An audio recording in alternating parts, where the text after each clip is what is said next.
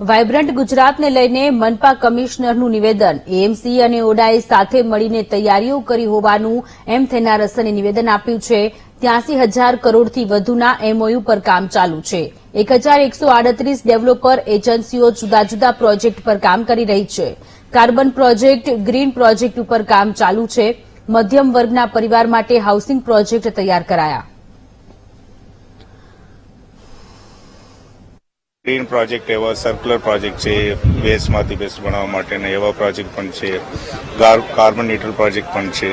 જ્યારે મધ્ય વર્ગ માટે મકાન બનાવવા માટેનો હોય અથવા એનો કમર્શિયલ ડેવલપમેન્ટ હોય, ત્યાર પછી આઈટીના બાબતે પ્રોજેક્ટ હોય, એ બધા સાથે 83,000 કરતાં વધારે કરોડનો એમઓયુ કરવામાં આવ્યું છે।